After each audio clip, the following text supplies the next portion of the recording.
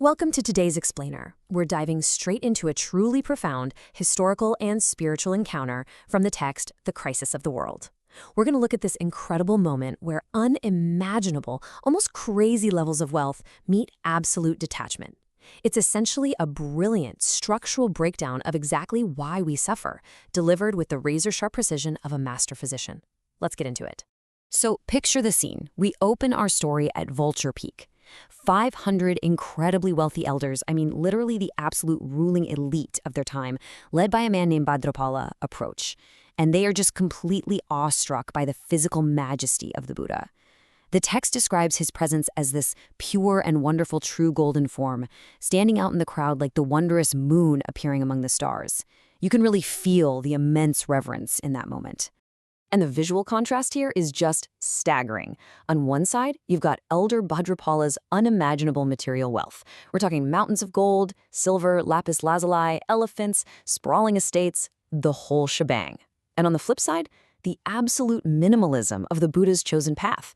He's renounced all of it. He begs for his food and he wanders without a permanent home. But here's the wild part. Despite having absolutely zero worldly possessions, the text describes the Buddha as having marks of total, undeniable physical perfection. It talks about his skin shining like purple gold, an unshakable calm that's compared to a great dragon king, and this majestic walk like a lion king. It even uses this beautiful, poetic imagery of lotus flowers blooming right at his feet. He's basically radiating this pure, unblemished light that completely commands the respect of these super powerful, wealthy men. Which brings us to the crucial point of the text. The burning question these elders have.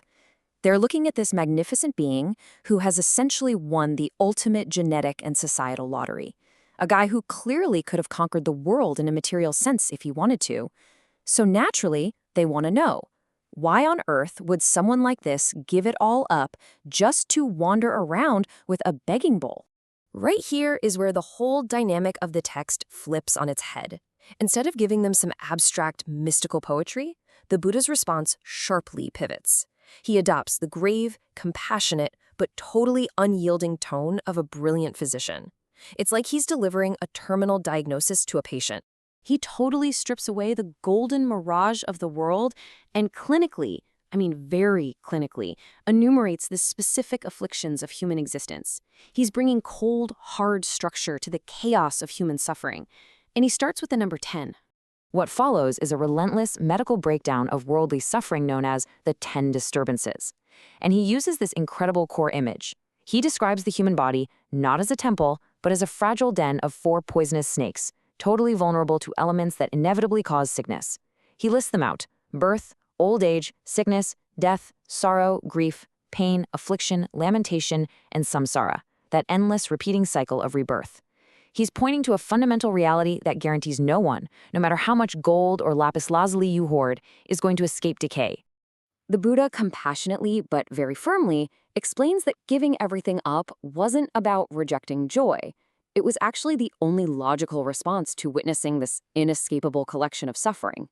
He says, "I saw these 10 kinds of disturbing dharmas gathered in the world, and the suffering is very great. Therefore, I left home." Basically, he saw the disease and he left to go find the cure. But, the diagnosis doesn't just stop at physical decay. He builds this into an even deeper psychological autopsy, categorizing another set of 10. Because as he sees it, the physical breakdown, that's really just a surface symptom. He lays out what he calls the 10 great disease arrows. He's identifying the exact psychological infections that cause our pain. Arrows like ignorance, desire, greed, anger, and delusion that are constantly shooting through us. Notice how clinical this terminology is. He's not just waving his hands saying people are bad. He's actively identifying the specific violent toxins that are poisoning the human mind. Then, with absolute clinical precision, he states that his spiritual path was formulated specifically to pull those disease arrows out of humanity. He is the physician, his teachings are the medicine, and the ultimate goal is to extract these poisonous arrows before they completely destroy the patient. The text then systematically maps out exactly how these infections spread. We get this step-by-step cascade, where the innocent pursuit of something we love inevitably mutates.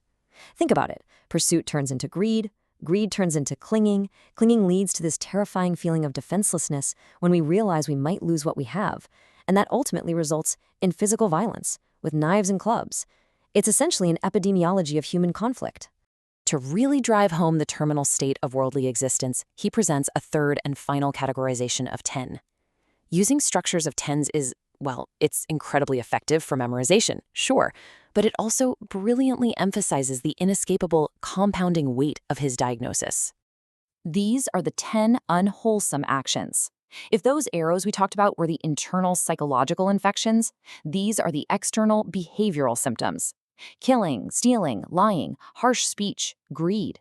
These are the tangible actions that trap beings in dangerous, vicious cycles of harm, plunging them into lower states of existence and just compounding their suffering over and over. Now, listen to the gravity in the source text here. He absolutely does not sugarcoat the human condition. He explicitly states that old age, sickness, and death are extremely fierce and evil. He's staring directly into the terrifying nature of mortality. Not to cause despair, mind you, but to offer a real, tangible cure. He stepped forth to be a refuge from this very specific, very fierce storm. So here we see the grand paradox resolved. Think back to the very beginning of our explainer. The elder's immense material wealth offers absolutely zero protection against this clinical diagnosis. They're still going to age, get sick, and die. Meanwhile, the Buddha's absolute poverty and detachment, that is the exact source of his total invulnerability to those same fears. Finally stripped of their worldly confidence, the elders understand the clinical truth of their situation. The shiny illusion of their wealth is gone. They openly admit their terror, stating they come out of fear of old age, and they literally beg the physician for the cure. They ask for the supreme teachings to escape the boundaries of suffering. Which leaves us with a final, provocative thought to wrap up today's explainer. The elders received their diagnosis, they saw the cure. But it leaves them, and really it leaves us, staring at an absolute paradox. Facing this terrifying, undeniable reality of existence, why did someone this magnificent renounce everything?